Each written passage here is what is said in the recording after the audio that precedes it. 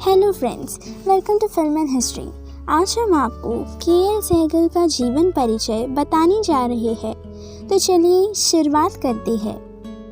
KL. Sehgal का पूरा नाम कुंदन लाल सहगल था। वो भारतीय सिनेमा के शुरुआती दिनों में सबसे ज़्यादा चर्चित होने वाले लोकप्रिय नायक और अभिनेता थे। के.एल. सहगल को आज की बॉलीवुड की स्थापना से बहुत पहले ही इतनी प्रसिद्धि मिल चुकी थी कि तब से शुरू हुए उनके इस सफ़र ने कालांतर में उन्हें बॉलीवुड के पहले सुपरस्टार के तौर पर जाना जाने लगा। हालांकि उनका फिल्मी करियर बहुत छोटा रहा है, लेकिन उनकी आवाज़ और संगीत को भुलाना असंभव सा है। अपने छोटे से जीवन और फिल्मी करियर में उन्होंने लगभग 36 फिल्मों में काम किया था। 1932 से लेकर 1946 के समय को सहगल एरा कहा जाता है। उनका पूरा नाम कुंदन लाल सहगल था।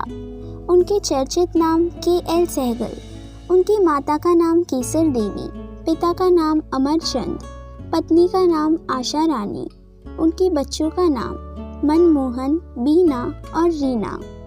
उनकी जन्म तिथि 11 अप्रैल। उनका जन्म स्थान नवा, जम्मू कश्मीर। उनका पेशा गायक और अभिनेता। उनकी कुछ फिल्में मोहब्बत के आंसू, चंडीदास, सुबह के सितारे, जिंदा लाश, भक्त सूरदास, तानसेन, कुरुक्षेत्र, ओमार खैय्यम, तकदीर, शाहजहां और परवाना। उनके कुछ प्रसिद्ध गीत दिया जलाओ जगमग जगमग, रुमझुम रुमझुम चल तिहारी, बाग लगा दूं सजनी, चाह बर्बाद करेगी, ए दिल ए बेकरार झूम, गम दिए मुश्किल और जब दिल ही टूट गया। उनकी मृत्यु 18 जनवरी 1947 को जालंधर में हुई थी। सहगल का जन्म 11 अप्रैल साल 1904 में हुआ था। उनके पिताजी का नाम अमरचंद था, जो कि तत्कालीन जम्मू और कश्मीर के राजा के यहाँ नौकरी करते थे। उनकी माँ का नाम केसरबाई था। अमरचंद और केसरबाई के कुल 5 बच्चे थे, जिनमें से चौथे नंबर पर कुंदन थे। उनकी माँ धार्मिक महिला थी, जो अपने बच्चों को भजन, कीर्तन और शबद गुरुबानी सुनने को ले जाती थी। वहाँ से कुंदन का रुझान संगीत की तरफ हुआ। सफलता के चरम के दिनों में ही उन्हें जीवन संगिनी भी मिल गई थी। 1935 में उन्होंने आशा रानी के साथ विवाह किया। शादी के बाद उन्हें 3 बच्चे हुए, जिनमें से 2 पुत्रियां। नीना ने 1937 में, जबकि बीना ने 1941 में जन्म लिया। इसके अलावा उनका एक पुत्र भी था, जिसका नाम मदन मोहन रखा गया। उस समय संगीत की औपचारिक शिक्षा लेना आसान नहीं था। सिखाने वालों की कमी के साथ समाज और आर्थिक स्थिति भी लोगों को इस दिशा में जाने से रोकती थी। इस तरह की बाधाओं का सामना कर आगे बढ़ने वालों में सहगल भी शामिल थे। ऐसे में भी कुंदन ने अपने संगीत के प्रति समर्पण को कम नहीं होने दिया और संगीत सीखने के लिए वो सभी प्रयास किए जो वो कर सकते थे। शुरू में उन्होंने रामलीला में अभिनय किया और गाने गाए। इसके बाद उन्होंने कुछ समय सूफी संत सलामत यूसुफ के यहाँ भी बिताया, जहाँ उन्होंने अन्य संगीतकारों और भक्तों के साथ कुछ गानों का अभ्यास किया। यह भी कहा जाता है कि अपनी जवानी के दिनों में गाने के प्रति दीवानगी के चलते वो एक तवायफ के घर के पास तक जाते थे, जिससे उसका गाना सुन सके। उसके बाद वो उस गाने की नकल करते थे। गाना सीखने के अलावा भी उन्होंने बहुत से काम किए। स्कूल छोड़ने के बाद उन्होंने कुछ समय तक रेलवे स्टेशन पर समय का रिकॉर्ड रखने वाले का काम किया। उसके बाद उन्होंने टाइपराइटर बेचने का काम किया। इस पेशे ने उन्हें पूरे देश के भ्रमण का मौका दिया। वो जब यात्रा में होते थे तब वो शौकिया तौर पर कुछ गाते या गुनगुनाते रहते थे। ऐसे में वो कुछ लोगों को इकट्ठा कर लेते थे और उनके सामने गीत गुनगुनाते थे। इस कारण उन्हें बहुत से लोगों से मिलने का मौका मिला। ऐसे ही एक बार लाहौर की यात्रा में उन्हें महल चंद जैन मिले, जो कि बाद में उनके बहुत अच्छे दोस्त और सपोर्टर बन गए।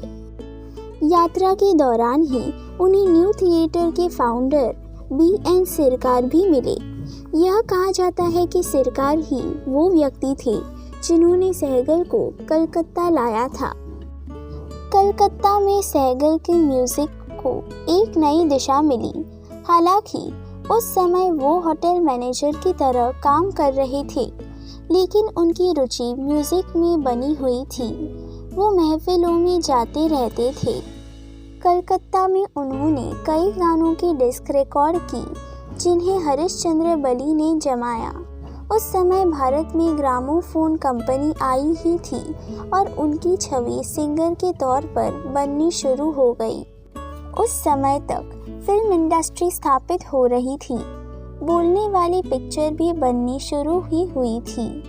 इसलिए फिल्मी कंपनी वाले उन लोगों की तलाश कर रहे थे जो अभिनय के साथ गाना भी गाते थे। उन्हीं दिनों प्लेबैक सिंगिंग की भी शुरुआत हुई थी। अभिनेता और अभिनेत्री अपने गाने खुद ही गाते थे।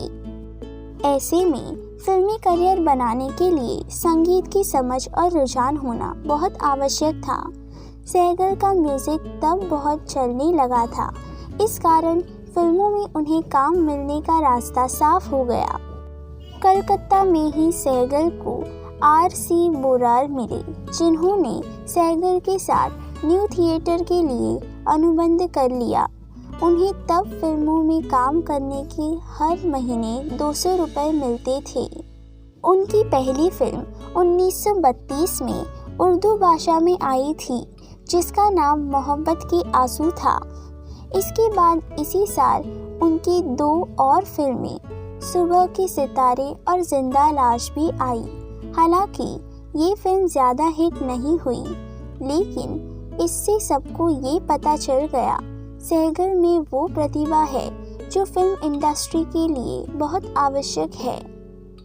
इन सब के दौरान ही सहगल लगातार डिस्क भी बना रही थी। Hindustan record company of Calcutta ने कुछ डिस्क मार्केट में रिलीज़ की, जिनमें झूलना झूलो ने पब्लिक को काफ़ी आकर्षित किया। इसके बाद तो उन्होंने फिल्मों में गाना और अभिनय करना जारी रखा। 1934 में आई उनकी फिल्म चंडीदास के कारण उनको फिल्म इंडस्ट्री में आगे बढ़ने के लिए सही दिशा और पहचान मिल गई और उन्हें इंडस्ट्री के बहुत से अच्छे ऑफर मिलने लगे। और अगले वर्ष 1935 में आई फिल्म देवदास ने तो एक नया इतिहास रच ही दिया।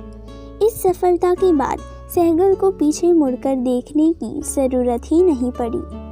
देवदास के अलावा सहगल के बालम आए बरसों और दुख के अब दिन बीते सदियों तक नहीं भूली जाने वाली क्रिएशंस थी। तब सहगल म्यूज़िक के नए फॉर्म्स के साथ नए नए प्रयोग करते रहते थे और उन्होंने कई ख्याल, बंदिश, गज़ल, गीत, भजन, होरी और दादरा भी कई राग में गाई। वो कई भाषाओं में गाते थे, जिनमें हिंदी के अलावा उर्दू, पुश्तो, पंजाबी, बंगाली और तमिल जैसी भाषाएं शामिल थीं। उनके गाए कुछ गानों में दिया जलाओ, जगमग जगमग, रुमझुम चल तिहारी, बाग लगा दो सजनी, चाह बर्बाद करेगी, ए दिल ए बेकरार झूम, गम दिए मुश्किल और कभी नहीं भुलाया जाने वाला गाना जब दिल ही टूट गया है। भारतीय सिनेमा जगत के लिए तब एक संक्रमण काल था, जब तेजी से परिवर्तन हो रहे थे और हिंदी फिल्म इंडस्ट्री कलकत्ता से मुंबई शिफ्ट हो रही थी। ऐसे में सहगल भी दिसंबर 1941 में मुंबई आ गए और यहाँ पर रंजीत मूवी टोन के साथ काम करना शुरू किया। यहाँ उन्होंने कुछ फिल्में जैसे वक्त सूरदास, तानसेन, कुरुक्षेत्र, ओमार खयाम, तदबीर, शाहजहां और परवाना में काम किया। वो समय ऐसा नहीं था कि कोई अवार्ड समारोह होता या कोई विशेष सम्मान दिया जाता, लेकिन फिर भी सहगल ने अपनी आवाज़ के जादू से कई दिलों को जीता था। और कलकत्ता में रहते हुए सहगल ने बंगाली बहुत अच्छे से सीख ली थी। इस कारण ही उन्हें कई बंगाली फिल्मों में अभिनय और गाने का मौका मिल रहा था। वो पहले व्यक्ति थे जो गैर बंगाली थे, लेकिन फिर भी रविंद्रनाथ टैगोर ने अपने काम को रिकॉर्ड करने दिया। हालांकि कालांतर में कितने ही अवार्ड सहगल के नाम से ही दिए जाने लगे और आज की तारीख में उनके नाम के अवार्ड्स को जीतना किसी भी कलाकार के लिए सम्मान का विषय है। 20 जून 2009 को सिरफुट ऑडिटोरियम खेलगांव, न्यू दिल्ली में सावित्री विकास समिति की अध्यक्ष डॉक्टर अनीता श्रीवास्तव द्वारा साज और आवाज़ K L. Saigal night K L. Saigal memorial awards ceremony में के.एल. सहगल अवार्ड्स की घोषणा की गई। इन अवार्ड्स के नाम थे के.एल. सहगल शिखर award, award for lifetime achievement, स्थापित कलाकारों के लिए के.एल. सहगल स्मृति अवार्ड और युवा स्टार के लिए के.एल. सहगल प्रतिभा अवार्ड के नामों की घोषणा की गई। वैसे तो वो दौर ना स्टारडम का ना ही ग्लैमर का था जो सहगल किसी विवादों में पड़ती, लेकिन सफलता के शिखर पर ही सहगल को शराब की लत पड़ गई। एक समय आया जब सहगल बिना पिए गाने में भी सक्षम नहीं रहे। इससे उनके काम के साथ उनका स्वास्थ्य भी प्रभावित होने लगा। इस कारण ही उन्हें लीवर सिरोसिस हो गया। सहगल को रिकॉर्डिंग के समय पीने की आदत थी। महान कंपोजर नौशाद ने सहगल के शराब की लत पर ये कहा था कि उन्होंने अपनी अंतिम 2 फिल्में शाहजहां और परवाना के लिए ड्रिंक नहीं की थी। वास्तव में उनकी लत उस स्थिति तक पहुंच चुकी थी जहां इसे छोड़ना संभव नहीं था। सहगल ने अपने अंतिम दिनों में पंजाबी गाने गाए। सहगल ने 18 जनवरी 1947 को जालंधर में देह त्याग दिया। मृत्यु के समय सहगल मात्र 42 वर्ष की थी। उनके साथ फिल्म इंडस्ट्री से बहुत सी संभावनाओं का भी समापन हो गया। अगर फिल्म एंड हिस्ट्री की ये जानकारी आपको पसंद आए तो प्लीज़ इस चैनल को लाइक, शेयर और सब्सक्राइब करना ना भूलें। धन्यवाद।